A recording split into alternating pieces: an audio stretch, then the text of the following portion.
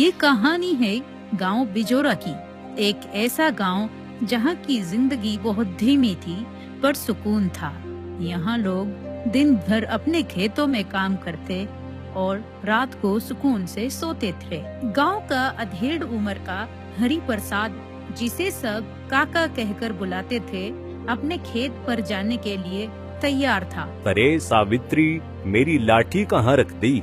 रोज मुझे अलग अलग जगह पर मिलती है। अजी, और कहाँ होगी, पड़ी होगी यहीं कहीं, देख लीजिए। चलो छोड़ो, आज बिन लाठी के ही चला जाता हूँ। तभी हरि प्रसाद को कोई आवाज लगाता है। अरे काका, चलिए आज खेत नहीं जाएंगे क्या? अरे लो देखो, रमेश भी आ गया। अरे आया रमेश, वही रुक। फिर हरि प्रसाद घर के बाहर आता है और रमेश के साथ खेत पर जाने लगता है।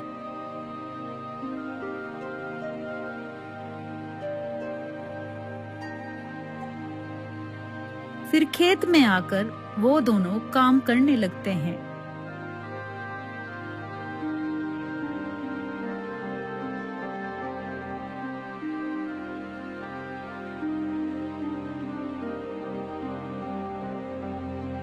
शाम तक काम करने के बाद वो दोनों थक कर बैठ जाते हैं। अरे भाई रमेश, आज तो गर्मी ने बहुत बुरा हाल कर दिया है। काका, अब बूढ़े होते जा रहे हैं आप, थकन और गर्मी तो ज्यादा लगेगी ही अब। अरे क्या बात करता है तू? अभी भी तुझ जैसे दो को मैं अकेला काफी हूँ। ऐसे ही सब गांव वालों का जीवन खुशी खुशी बीत रहा था, पर शायद ज्यादा दिन तक नहीं, क्योंकि उसी रात गांव वालों की सुकून की नींद छिनने वाली थी। कोई गांव के किसान हरिया के घर पर निगरानी कर रहा था कि तभी हरिया को कुछ आवाज सुनाई देती है, जैसे घर के ऊपर से कुछ गुजरा हो। सीमा, क्या तुम्हें भी वो आवाज सुनाई दी? कैसी आवाज जी? ऐसा लगा जैसे कोई छत के ऊपर से गुजरा हो। अरे कुछ नहीं, बिल्ली होगी। काफी रात हो गई है, सो जाइए अब। हरिया ज्यादा गौर नहीं देता और फिर वो दोनों सो जाते हैं।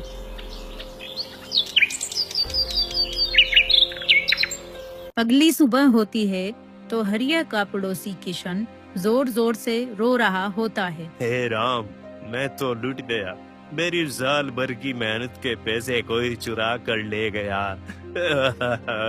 किशन को रोता हुआ देख हरिया उसके पास आकर पूछता है। क्या हुआ किशन भाई, रो क्यों रहे हो? क्या बताऊं हरिया भाई, कल ही बाजार से फसल बेच कर आया था। फसल के सारी जमा पूंजी चुरा कर ले गया कोई। अरे नहीं, ये तो बहुत बुरा हुआ।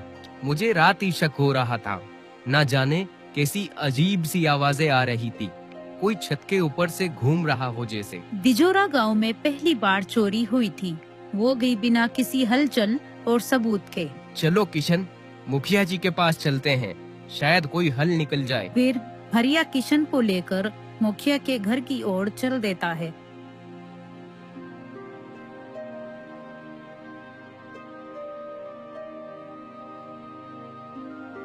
थोड़ी दूर चलते ही रास्ते में उन्हें अपने घर के बाहर खड़े हुए हरि प्रसाद और रमेश मिलते हैं। अरे किशन, हरिया, मुंह लटकाए कहाँ जा रहे हो? क्या हुआ? मुखिया जी के पास जा रहे हैं काका। क्यों, क्या हुआ? कुछ बात है क्या? वो दोनों पूरी बात हरि प्रसाद को बताते हैं। क्या कहा? हमारे गांव बिजोरा में चोरी? पर ऐसा कैसे हो सकता है? ये तो बहुत गंभीर मामला है। चलो, मैं भी तुम्हारे साथ चलता हूँ। रमेश, तुम खेतों की ओर निकलो, मैं मुखिया जी के पास से होकर आता हूँ। फिर वो तीनों मुखिया जी के घर की ओर निकल पड़ते हैं।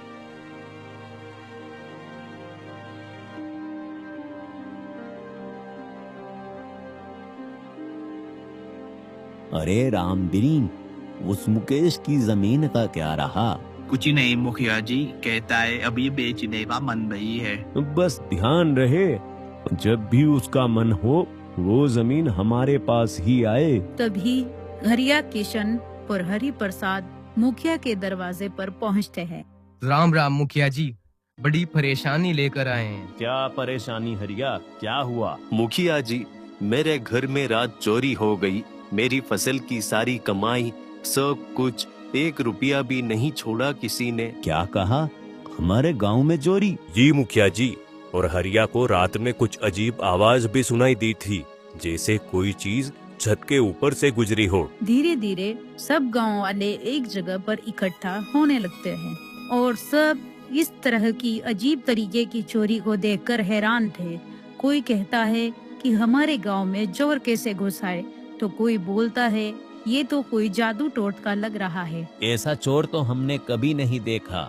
ना पाँव के निशान, ना दरवाजा टूटा और ना उसे किसी कुत्ते ने भौंका। मुझे तो लगता है कोई ऊपर से उड़कर आया है। मजाक मत उड़ाओ, कुछ तो गड़बड़ है।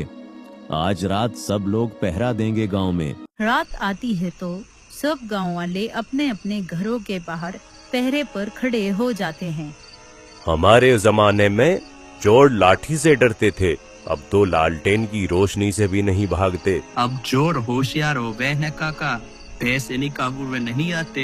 हंसी मजाक बंद करो, सब लोग पहरे पर ध्यान दो। काका, मैं और किशन पूरब के खेतों की ओर निगरानी करेंगे। ठीक है, मैं कुएं के पास देखभाल करूंगा। सब लोग अलग अलग जगह पर पहरा देते हैं।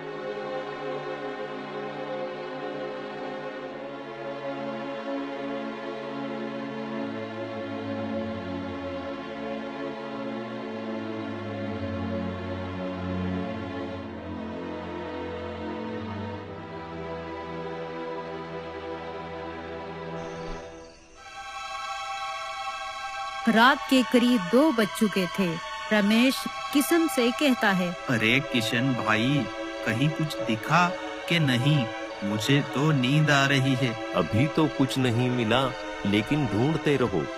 तभी उनके ऊपर से किसी चीज के गुजरने की आवाज आती है। अरे किशन, सुना तुमने? कुछ आवाज आई है। वो देखो, ऊपर कुछ उड़ रहा है। आवाज आ रही है ना, लेकिन पंख नहीं दिख रहे हैं इसके। कहीं ये कोई चुड़ैल तो नहीं? धत बुड़बक, चुड़ैल नहीं बे, ये शहर वालों की उड़ती हुई मशीन है। चलो, सुबह होते ही मुखिया जी को बताएंगे। ड्रोन एक झोपड़ी के ऊपर रुकता है और फिर तेजी से उड़कर अंधेरे में गायब हो जाता है।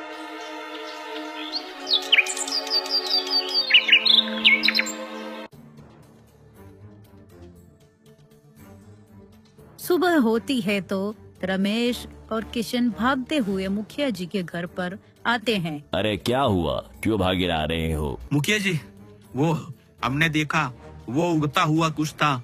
कोई परिंदा नहीं, कोई मशीन जैसा यंत्र था। अरे कहना क्या चाहते हो, साफ साफ बोलो। पता नहीं, अंधेरे के कारण ज्यादा दिख नहीं सका, पर बिना पंख के उड़ता है और सीधा एक झोपड़ी के ऊपर रुका और फिर अचानक से गायब हो गया।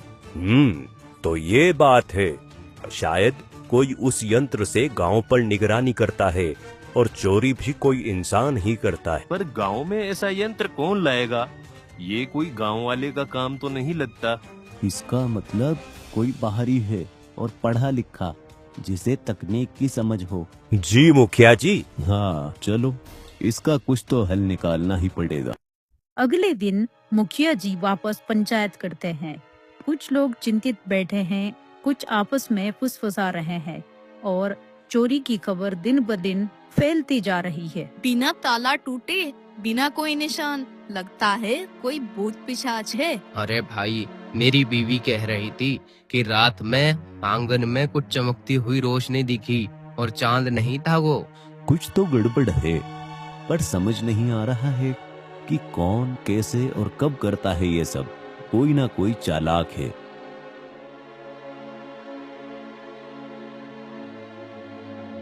रात में वो ड्रोन एक और घर के ऊपर आता है और उस घर में भी चोरी हो जाती है और किसी को कुछ पता नहीं चलता। अगली सुबह सब लोग उसी घर के बाहर इकट्ठा होते हैं। भाई हद हो गई अब तो। ना कुछ दिखता है, ना कोई आवाज, सब कुछ गायब। काका, आपको याद है हरिया बता रहा था कि उसकी छत के ऊपर से कुछ गुजरा था? हाँ, पर अब तो रोज किसी न किसी घर से कुछ न कुछ गायब हो ही रहा है। कुछ भी समझ नहीं आ रहा। गांव वालों के इतना पहरा देने के बाद भी चोरी नहीं रुकती और ऐसे ही चलता रहता है।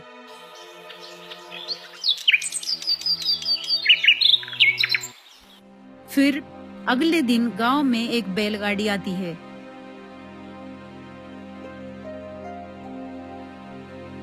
उसमें से अर्जुन नाम का एक युवक उतरता है जो हरि प्रसाद का पोता होता है। हाँ, कितना बदल गया है गांव, पर मिट्टी की खुशबू आज भी वही है।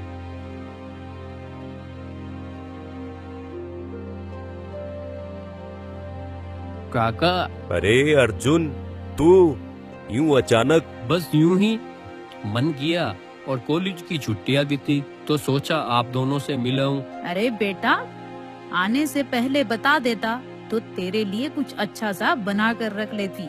कोई बात नहीं काकी, आपके हाथ की रोटी और अचार अब बैठकर आराम से खाऊंगा। अरे सुन अर्जुन, गांव में बड़ी गड़बड़ है आजकल। कोई चोरी कर रहा है, वो भी इस तरह कि कोई कुछ समझ नहीं पा रहा है। चोरी? और कोई कुछ देख भी नहीं पाया? कुछ लोग कहते हैं हवा में उड़ती हुई रोशनी दिखती है, जैसे कोई यंत्र। अब हम तो ठहरे गांव के सीधे साधे लोग ये सब कहाँ समझते हैं। रात हो जाती है और अर्जुन घर के बाहर खड़ा हुआ कुछ सोच रहा था कि तभी वो ड्रोन उड़ता हुआ जंगल की ओर जाता है। अर्जुन देख लेता है कि वो ड्रोन जंगल की ओर जा रहा है और फिर तुरंत भागकर रमेश और किशन को बुलाकर लाता है।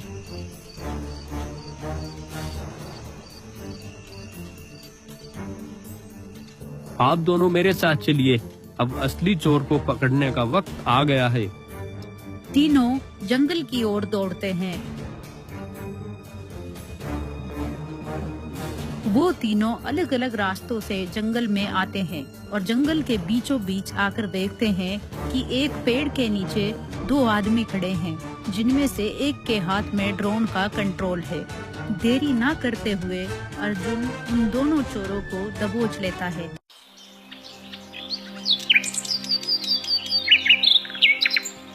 उन दोनों के पकड़े जाने के बाद गांव में अगली सुबह पंचायत होती है। अच्छा, तो ये थी असली चाल।